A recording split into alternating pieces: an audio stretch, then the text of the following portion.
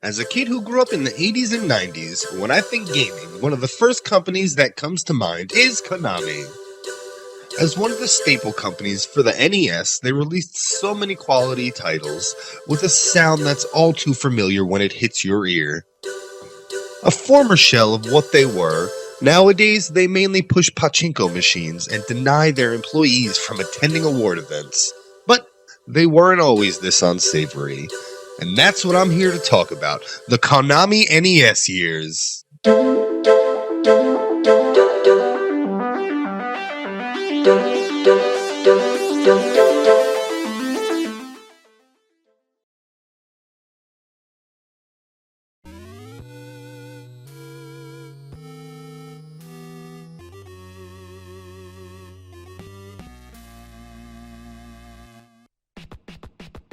Batman Returns for the Nintendo Entertainment System is a slick little side-scrolling beat-em-up based on the Tim Burton holiday classic of the same name. Now, I know everyone watching this has seen the movie, but the plot basically goes like this. The Penguin runs for mayor and wants to drown babies. Also, Catwoman is in it.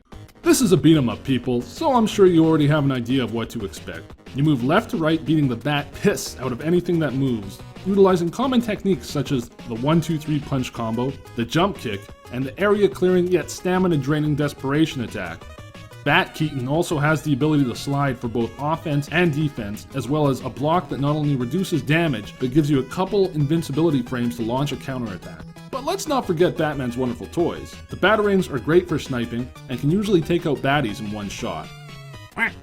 The grapple gun is mainly used for accessing different areas, or for finding hidden power-ups, but my favorite thing to do with it is shooting those stilt pricks in the cack. Now, controlling Batman can be a little on the stiff side, but then again, Michael Keaton wasn't able to turn his head while wearing the Batsuit, so you gotta give Konami props for accuracy. Kinda weird that they actually kept the killing of the Ice Princess in the game, but whatever, it was the early 90s and Konami was king. Anyways, thanks for watching, and I recommend you try this one out for yourself. Tiny Toon Adventures 2 Trouble in Wackyland was released for the NES on November 27th of 1992. It's a follow-up to the 1991 self-titled entry into the series. Differing from the linear platforming style of the original Tiny Toons, 2 is an amusement park game that could be best described as hot garbage. The game consists of 4 minigames that have to be beaten to earn enough tickets to get into the final level, which you'll probably never see because all the minigames are insanely difficult. The minigames consist of a water ride level where you move log to log, a roller coaster level where you avoid obstacles on a moving platform, a train car level where you're auto-scrolled and you have to dodge obstacles, and a bumper car level where you have to clear each stage by knocking enemies into a hole. Each level's need for pinpoint accuracy and level memorization is only complemented by the fact that each level requires currency to play, which can only be earned by beating a level. So every time you play this game, if you're not a master, you'll eventually run out of money, and to continue trying to beat the levels, you'll have to restart the game. If you do manage to make it past the minigames, you'll be confronted with Montana Max's mansion as the final level. This level most resembles the playstyle of the original game and consists of a maze which eventually leads to the final boss. Graphically, the game does resemble the original and it has decent graphics. The soundtrack isn't bad either, however it's not as memorable as most Konami soundtracks. Overall, Tiny Toon Adventures 2 is so hard it's awful. It completely removes anything good about the original and replaces it with awful minigames.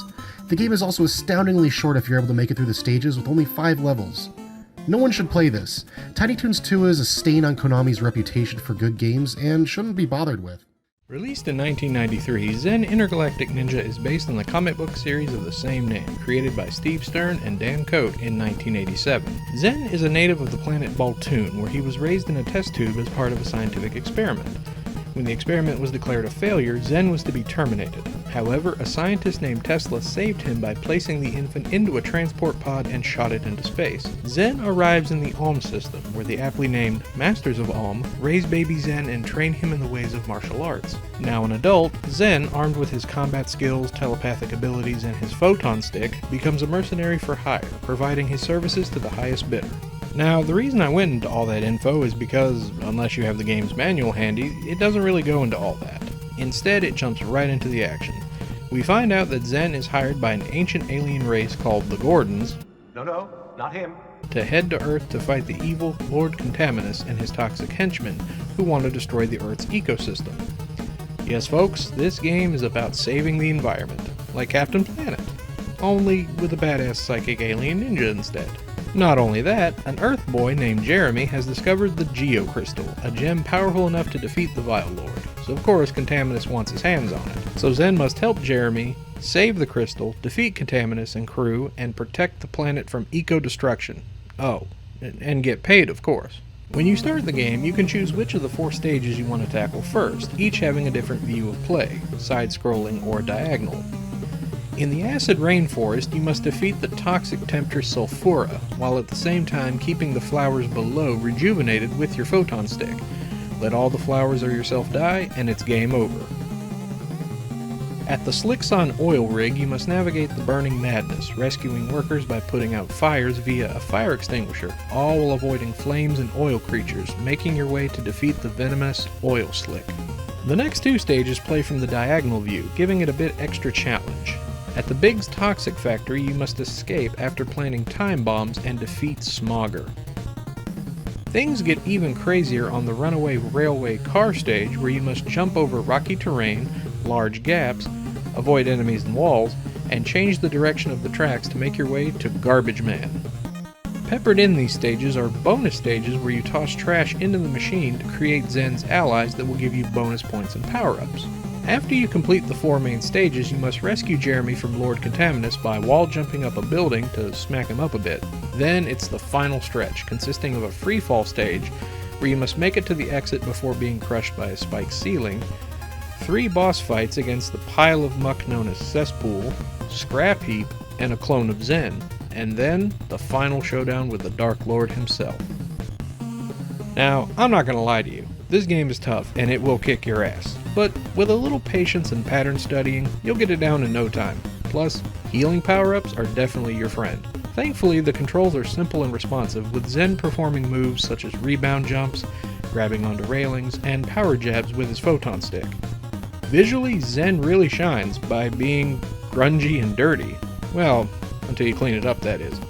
The stages and characters represent the feeling of a dangerous and toxic environment and the creatures it can make. Also, Zen just radiates badass. I mean, look at him.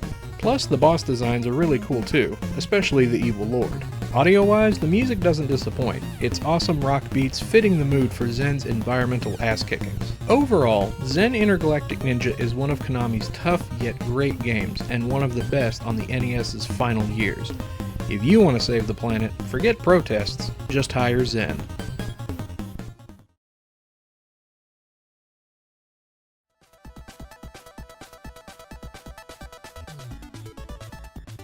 Released in early 1994 for the Nintendo Entertainment System, Teenage Mutant Ninja Turtles Tournament Fighters was Konami's attempt to get a hold of some of that hot and tasty Street Fighter cash that Capcom had been pulling in. Tournament Fighters also happened to be the last game Konami published for the Nintendo Entertainment System in North America. The basic premise of Tournament Fighters goes like this. Shredder throws down a challenge to the Turtles to face him in one-on-one combat, which I'm assuming must be for pride and glory, because there is no mention whatsoever of any plans of world domination, or even Krang or Dimension X. The Turtles decide to fight it out amongst themselves to see who is the best candidate in taking down the Shredder. Spoiler alert, it's not Donatello.